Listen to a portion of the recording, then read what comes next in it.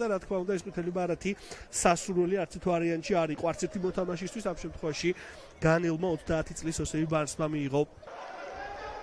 ყვითელი ბარათი უქმდება რაც ნიშნავს იმას რომ განელი ლეგიონერი ვადაზე ადრე ტოვებს სათამაშო მოედანს გრძელება დინამო კი ბუნებრივია გადაეწყობა სხვა ტაქტიკაზე ჩაწოდება საჯარიმოში და საკმაოდ სახიფათო ეპიზოდი და გაითამაშეს ბურთი სტუმრებმა უკან გადაცემა ანდრონიკაშვილი ჩაწოდება საჯარიმოში ძლიერია ეს პასი და ლორია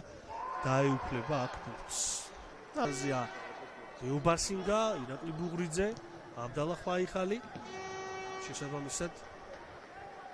მისი სადებიუტო გოლია დედაქალაქური გუნდის რიგებში. თითქოს აქ მზადდებოდა დარტყმა, მაგრამ ბრავო, არა მარტო ამ ტურის მე მგონი ამ სეზონის ერთ-ერთი გამორჩეული გოლი გამოიტანა იქ ბურთი სახიფათო ზონიდან ჟანმარ ტიგუემ და აბდულაია იორომ დინამო თბილისის რიგებში თავისი სადებიუტო გოლის გატანა მოახერხა თან რა გოლის სადებიუტო გოლიც ასეთი უნდა წინვალე დარტყმით შეძლო მან ანგარიშის გახსნა ძალიან დამოჯერებლად მოქმედებს დინამოულთა ცენტრალური მცველი და ასე იყო მთელი პირველი ტაიმის განმავლობაშიც კონტეს დარტყმა ხარიხას ხდება ბურთი გადარჩა დინამო თბილისი ამ ეპიზოდში ვნახავთ განმეორებით უბაქარ კონტეს მცდელობა იქ ასხლეტაც იყო თუ სწორად შევნიშნე კი ბატონო სადღობელაშვილი ცდილობდა ბურთის და დილამეს კონტრიერიშების შექმნას ძალიან სახიფათო ანდრონიკაშვილი გიორგი ლორია ეპიზოდის გმირი რომელიც ეს დარტყმა არ იყო ახაც სასხლეტა იყო ჩაწოდება რა კარგი ეპიზოდი იყო გადარჩა დინამო თბილისი მოსასვლად ორ-ორი გომისი ემზადება ჩაწოდება რა კარგი ეპიზოდი იყო ისევ ალბათ საჭირო თუ თავად გავა დასაწყობ პოზიციაზე ანოფი დარტყმა და ძალიან მახვილი იყო აქ ეს კუთხე და მისთვის ნებისმიერ მომენტში შეიძლება ფიქრი გოლის გატანაზე. მომადგენლებს ეს კი კიდევ ერთხელ განმეორებით წინა ეპიზოდი, როდესაც დედაქალაქელები ახლოს იყვნენ შეხვედრის ბედის საბოლოო გადაწყვეტასთან ისევ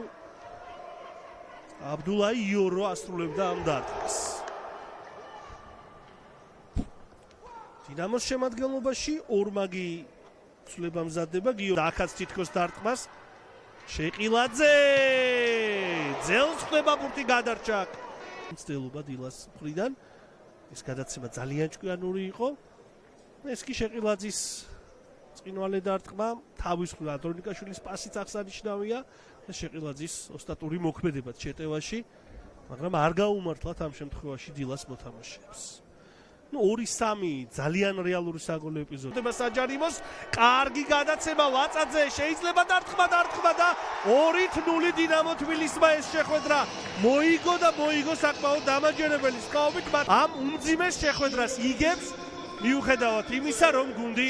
ფაქტობრივად მთელი თამაშის განმავლობაში 10 კაცით თამაშობდა. მათევაწაძეს არაერთი გოლი გაუტანია და არც ამ ეპიზოდში გასჭირვებია თავისი ოსტატობის გამოვლენა არადა